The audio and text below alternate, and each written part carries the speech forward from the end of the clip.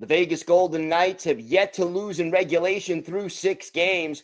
Chris Gawlik of Locked On VGK talks about how they got there, plus how Mitch Marner is doing so far. All that and more on today's Locked On NHL podcast.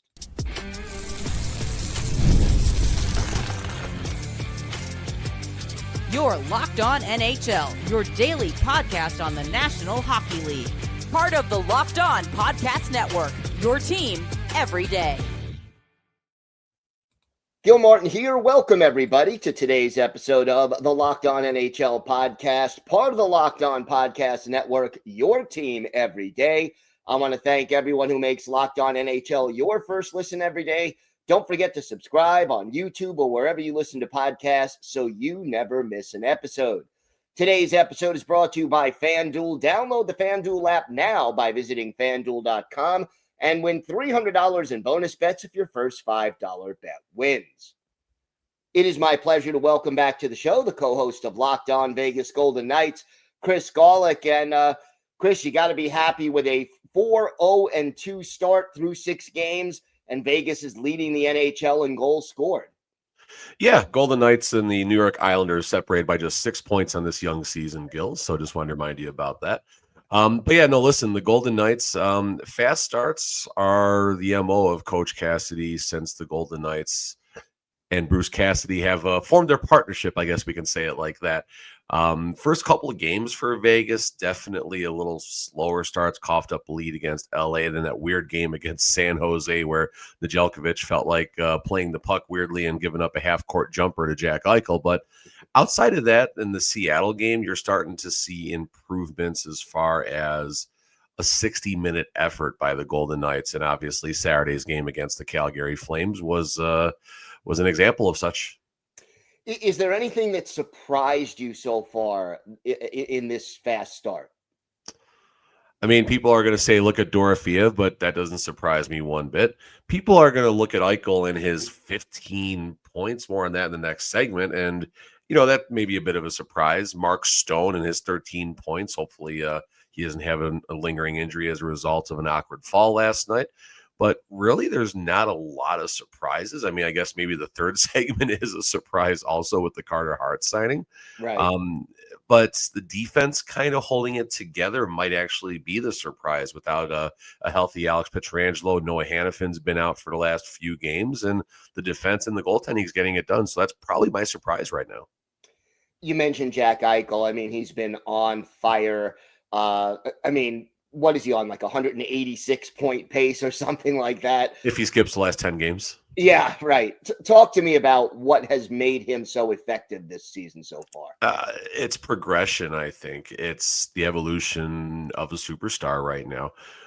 Was very good since, he was very good since he's been in the league. Obviously, his situation in Buffalo was challenging as such as a young captain. Then you got the health issues, the neck, the distractions, and Vegas welcomes him with open arms, and ever since Vegas has traded for Jack Eichel and now extended Jack Eichel, it's just been a perfect relationship. It's a young relationship, but it's a perfect relationship. And Eichel just does everything right, from the community, from his on-the-ice habits, from his professionalism. And I can go on and on, but we only got 10 minutes here. I would assume the key with him is keeping him healthy. Yeah, I mean, Jack, I think 67, 70 games is about what it's been for the last couple of seasons. If he can find a way to be out there for close to 80 or even all 82 games, and especially with the situation he's in, we're looking to lock up some trophies for Jack in a few months. Talk to me about Mitch Marner. I mean, he's quote-unquote only third on the team in scoring with 8 points through 6 games. But also a +7. How has he fit in, and what do you see from him so far? His creativity on the ice is the first thing that stands out. We were at the game on Saturday, got to see Mitch Marner score his first 2 goals, and the crowd, of course, erupted for that. Awesome to see. Congrats to Mitch Marner for that. But his creativity in tight spaces. There's a lot of players, they get in trouble, chip and chase, old school 80s hockey, and nothing wrong with that by any means. That'll keep you in the league a long time. But Marner, it's almost like a quarterback looking off, 2 or 3 receivers and finding a way to extend the play. I think that's what Mitch Marner does pretty well, and he just operates extremely well in tight spaces. There's no panic in his game, and it makes some dangerous passes that, if you're a coach or, not necessarily a type of thing you're going to teach your 12-year-olds to do, but he finds ways to get it done. And there are many aspects of the game that he is above. And I just went, 20 seconds, didn't even talk about the defensive aspects of his game and how good of a 200-foot player he actually is. Are there any concerns? I mean, you're 4-0-2. I assume they wouldn't be major, but are there any concerns after the first 6 games? There's always concerns. The defense, like I said earlier, has been playing well. How long will that last? That's a good question. I still feel that a player like Zach Whitecloud is playing a little bit above his weight class right now. He's a very solid third pairing defenseman. He's been up on the second pairing. You got a player like Ben Hutton filling in very well right now. Is Jeremy Lauzon? I mean, Lauzon can pound you. He can take a punch. I say take a punch. He hasn't been a very good fighter this season, but he can take a punch and stand up for his team. And small but noteworthy, Brandon Saad, someone that the Golden Knights extended for a season, kind of a surprise in Vegas. He's just a guy. I mean, for lack of a better term, he's been relatively dead weight for the first 6 games of the season.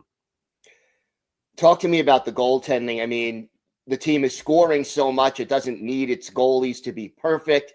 But statistically, neither Adin Hill nor Akira Schmid are off to outstanding statistical starts. No, Schmid is an 8.79. Hill is an 8.82, 2.86 goals against Hill, 3 for Schmid.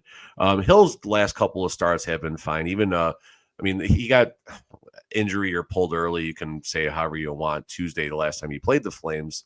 But his game, I believe, on last Saturday against the Seattle Kraken was fine, and he had a good game against the Flames on Saturday evening, this past Saturday. So Hill is going to be fine. Hill is a product of the defense in front of him, and if the defense in front of him, although we talked about concerns a few moments ago, if the defense in front of him is clicking, Hill is just fine. Hill has the ability to steal a game here or there, but definitely not among the elite goaltenders, like a Jake Ottinger, like a Shesterkin, like a Logan Thompson. There you go, BGK fans. Had to get one in there. A little controversy in the signing of Carter Hart. Little. Okay. Yeah. Little. The signing of Carter Hart to a PTO. Your thoughts about the move, and do you think he'll actually make it to Vegas and play in the NHL again? Last question first, 100% yes. Carter Hart is going to be on this Golden Knights roster, signed to a PTO right now, just to kind of let the chips fall and see what happens. I mean, yes, you got to make sure that the guy can actually play the position. Yes, you got to make sure he's going to be in hockey shape. Those are the first 2 boxes that need to be checked. But every comment from Hart to Cassidy to Jack Eichel to Mark Stone, yes, he's going to be on this team. There's no doubt in my mind he's going to be on this team. You asked about my thoughts. Very short version, I am okay with Carter Hart being employed in the National Hockey League. I am okay with the Vegas Golden Knights employing Carter Hart. I am concerned about the PR handling of the Carter Hart signing. Very national story. Mark Lazaros, the national with the Athletic, if I'm not mistaken. He asked a simple question to Noah Hannafin maybe 3 weeks ago in the BGK locker room. And unfortunately, the team axed him from the facility and yanked his credentials for that evening. So the Golden Knights' handling of this has been strange. You did not see Kelly McCrimmon, George McPhee, or owner Bill Foley address the Carter Hart signing. And even though Kelly McCrimmon, like when Coach Cassidy was hired, McCrimmon sits right next to Coach Cassidy in the press conference. McCrimmon calls press conferences to discuss trade deadline acquisitions and extensions and all sorts of things. I don't think it was the best PR move not to have someone from the front office addressing the Carter Hart situation. What would you have liked them to have said? It's not what I would have liked them to say. It's what I would have liked them not to say. So the Golden Knights put a statement out there about the team's core values. And again, the Carter Hart situation, I know there's a split as far as perspectives about what happened on that evening, and that's for people to debate among themselves. I'm not going to debate that. But the Golden Knights do have some players on their roster and a member of the coaching staff that do have a troubled history. And it's hard to look at core values when you have those things going on within the locker room. Fair enough. Chris, why don't you tell our viewers and our listeners where they could find the podcast and where they could find you and your co-host on social media? For sure. You can check out the Locked On Vegas Golden Knights podcast on YouTube and anywhere you catch your podcast. Myself and Tony Cordasco, we have words. All right, Chris, thank you so much. Thanks, Gil. Today's episode is brought to you by Monarch. Let's be honest, most of us can't even name all our financial accounts, let alone what they're worth.